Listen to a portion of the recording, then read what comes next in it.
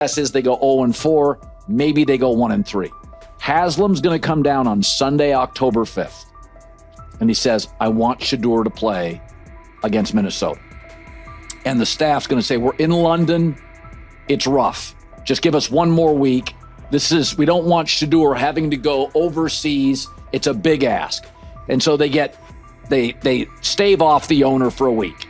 Flacco loses that game. I believe Shedeur starts Sunday, October 12th. I'll keep saying it. I believe Shedeur Sanders should play more games than any other quarterback on this roster this year, because he's the only guy that I look at and say, they might have something here, because I'm telling you right now. Big news coming out of Cleveland. Sources say the Browns ownership has made it clear they want Shedeur Sanders as their starting quarterback. According to Colin Cowherd, Sanders has quickly emerged as the frontrunner for the QB1 spot, and this isn't just talk. Word is, the owners plan to push hard on team leadership to make sure he starts right from week 1. This could be the start of a brand new chapter in Cleveland, with the talented Shedeur Sanders leading the way. Jimmy Haslam, many believe, forced Andrew Berry and Stefanski to draft Shedeur Sanders. They drafted Dylan Gabriel probably a round or two early, hoping to get out of the Shedeur sweepstakes. So the question is, at some point, Haslam's going to come down and say, play Shedeur Sanders. Colin Cowherd also dropped some inside info about what's going on behind the scenes. It turns out it's not just the front office pushing for the switch. Browns owner Jimmy Haslam has been a major driving force in this decision. Cowherd shared that Haslam actually stepped in and pressured head coach Kevin Stefanski to go with Shedeur Sanders, even though Stefanski wasn't initially on board. In fact, Stefanski reportedly tried to stop it from happening by drafting quarterback Dylan Gabriel in the 3rd round, just 2 picks ahead of Sanders. But now, Haslam is once again inserting himself into the mix, pushing Stefanski and the coaching staff to start Shedeur right out of the gate. The pressure is building, and it's starting to look like Shedeur could be taking over the reins sooner than anyone expected. Still, Cowherd pointed out that despite the owner's strong push, the coaching staff and front office remain hesitant to throw Sanders in immediately. They're apparently exploring ways to ease him into the starting role rather than rushing him onto the field. But Cowherd made it clear, this move feels inevitable. The Browns' ownership is all in on Shedeur, believing he's the future of the franchise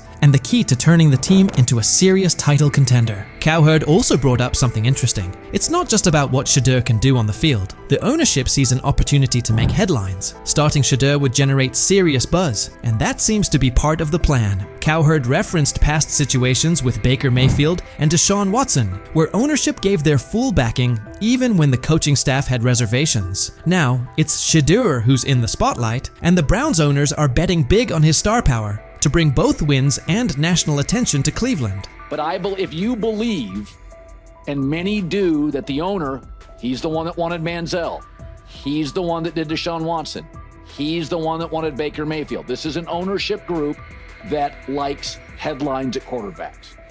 Shedeur's a headline. Dylan Gabriel's not. I mean, look, we're paying attention to the Cleveland Browns. Cleveland Browns GM Andrew Berry also shared his thoughts on the matter, making it clear that the team didn't bring in Shedeur Sanders just to have him ride the bench. In a recent statement, Berry stressed that Sanders was drafted with the intention of competing for the starting quarterback job. He pointed out that Shedeur has both the skill and determination to go head-to-head with the current QBs on the roster and make a strong case to be the #1 option. Shedeur, we talk oftentimes about quarterback being the most important position in the sport.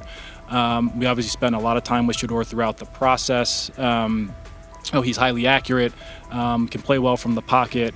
Very productive college career. And GM Andrew Berry also gave some insight into the Browns' draft approach, revealing something pretty interesting. Heading into the draft, the team had no plans to pick up 2 quarterbacks, and they definitely didn't expect Shedeur Sanders to still be available by the 5th round. But when he was still on the board, the Browns didn't hesitate. They jumped on the chance to grab him. That unexpected move shows just how much they believe in Sanders' potential. What started as a surprise pick is quickly turning into a legit battle for the starting job. Shedeur hasn't just been filling a roster spot, he's embraced the challenge from the very beginning. Since day 1 of OTAs, he's been turning heads with his calm, under pressure, accuracy, and relentless drive. Every practice has only added to the belief that Berry made the right call. Shedeur is no longer just a rookie looking to prove himself. He's a serious player in the starting quarterback race. When Sanders was chosen in the 5th round, a lot of people figured he'd be a backup at best, or maybe a long-term project. It's rare for someone picked that late to even be considered for a starting role. Usually, fifth-round quarterbacks are seen as developmental guys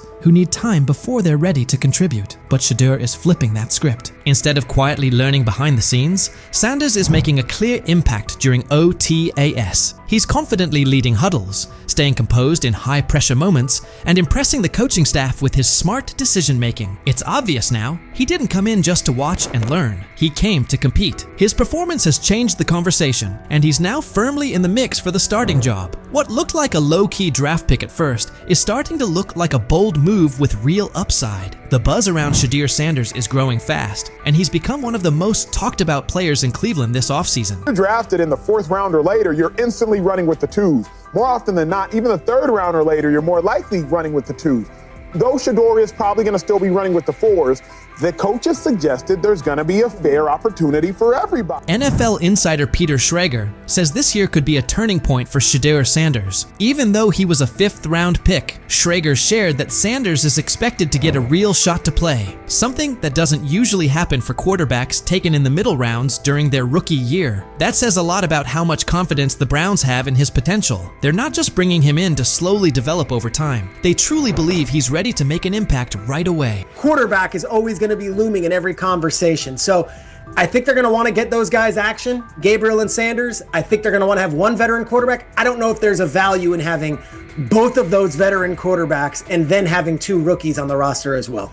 Fans are fired up as they look ahead to the upcoming open training sessions, where they'll finally get a chance to see the Cleveland Browns hit the field. And there's one name on everyone's lips, Shedeur Sanders. With ownership fully backing him, Browns fans are feeling more hopeful than ever, especially after landing one of the most exciting quarterback prospects the league has seen in a while. Shedeur has quickly won over the fan base, and the hype around him is real. No matter the age, fans across Cleveland are eager to watch him showcase his skills up close. There's a real buzz in the air. And with the front office pushing for him to lead the franchise, this year's training camp is shaping up to be one of the most anticipated in recent memory. Fans are ready to show up in full force to see Shedeur put on a show. This moment is something Shedeur has been grinding for. He's been locked in through OTAs and minicamps, even during times when things didn't quite go his way. He hasn't always gotten the number of reps he wanted, but he's kept his focus on the bigger picture. As Shedeur put it, you have to understand your situation. Whether you're getting those reps or not, it's all about how you respond. That attitude has fueled his work ethic. While others may have let those setbacks slow them down, Shedeur used it as motivation to keep pushing forward. He stayed locked in, kept putting in the work,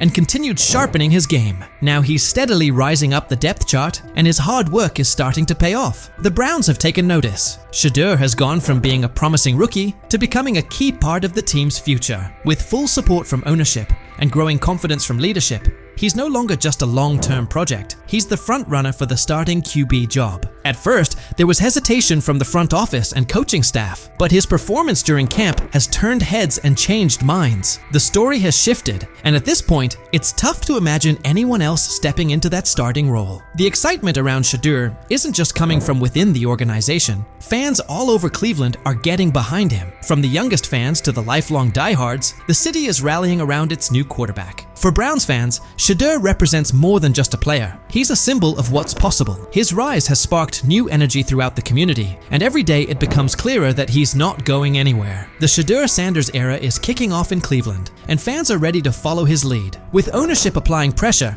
and Shedeur continuing to deliver, it puts the coaching staff in a tough spot. Will Kevin Stefanski stick to his guns, or will the front office's influence win out? Let me know what you think. Will Shedeur take that starting job, or does Stefanski have another plan in mind? But if you're the National Football League, okay, clearly it's not about talent anymore. It's about something else. And I'm going to tell you, I spent a large amount of the last 24 hours thinking about nothing more than I was thinking about collusion. The $50 million robbery of Shedeur Sanders. Because that's what I just witnessed. Everywhere we've seen, everything we've seen, everybody that has seen him play said he is the one or two in this draft. I love Cleveland picking this kid. The NFL draft is usually a time of celebration, a moment when dreams come true and talent gets recognized. But in the spring of 2025, that dream took a sharp turn for Shedeur Sanders. Instead of a milestone, it became a nightmare. One that might lead to one of the biggest lawsuits the NFL has faced in years. Shedeur, the Colorado Buffaloes quarterback and son of Hall of Famer Deion Sanders, was once expected to be a top 10 draft pick. But instead, he slid all the way down to the 5th round, pick number 144, by the Cleveland Browns. Now, quiet speculation has grown into loud conversations. Reports say the Sanders family is getting ready to take legal action against the NFL and several team owners, accusing them of collusion, defamation, and causing long-term financial harm. And the more you look into it, the more complicated it seems. From the outside, Shedeur's sudden drop in the draft doesn't add up. What we're looking at is a convergence of a lot of history falling into one weekend. There's a history of the NFL and their ideas about protecting the shield and what they feel like. There's histories of the Sanders, history of the quarterback, which makes this really complicated and pretty much impossible to find one specific answer about why Sanders fell. He was probably already a fringe first-round pick, so some of the mock drafts were wrong. There's probably some owners out there who wanted to humble him and Sanders, and then there's just the talent that was there.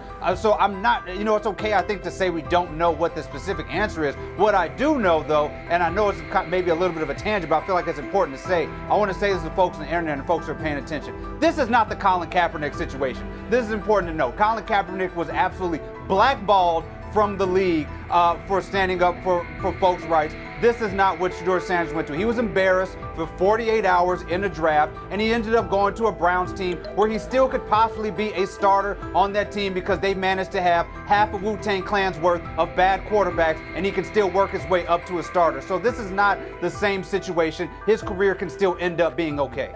Shedeur Sanders led the entire NCAA in completion percentage with an impressive 74.1%, broke several school records, and was right at the center of what many called the most talked about college football storyline in the last 20 years. With months of hype suggesting he wouldn't fall past the early second round, the expectation was clear. But instead, he had to sit through 3 painfully long days. Then came pick number 144, a moment that quickly went viral for all the wrong reasons. The cameras at his private draft party cut away. The champagne never even got opened. The room went completely silent. Deion Sanders didn't hold back afterward. According to those close to him, he was furious, allegedly saying, "This league just blackballed my son." At first, it sounded like a heartbroken father speaking out, but not long after, the leak started. Because how in the hell does 32 teams in the National Football League pass on a quarterback that was universally recognized one of the top 3 quarterbacks in the country entering this draft, and 32 teams passed on him? Not once, not twice, not 3 times, but 4 different times they passed on him. How the hell does that happen? 4 rounds. It doesn't happen to a quarterback. We've never seen anything like this before. We've seen guys drop because of injuries. We've seen guys drop because of off-field issues, but we've never seen a quarterback projected to be a top 20 pick, universally recognized one of the top 3 quarterbacks in the draft, projected to be a first rounder, in all likelihood a safe bet of a late first rounder, and drop literally to the 5th round. We haven't seen anything like that. So a lot of times when you go to these combine meetings, teams give you things to challenge you. Teams will have a player's worst plays ready for him, and they'll show him his worst plays and say, "Hey, why don't you explain them?" And Shedeur apparently didn't take to it well. And at one point, one of the few teams that actually was interested in him said, "Well, what do you make of this really bad play?" And Shedeur said, "Maybe I'm not the guy for you." That's not the answer. Another moment. What they do during the film and the combine and the meetings is teams will install mistakes intentionally planted in the install, and they want you to catch them.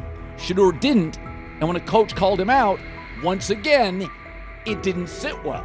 It's like, bro, there's not many teams needing quarterbacks, especially since Pittsburgh appears to have a deal with Aaron Rodgers and Tennessee's getting Cam Ward.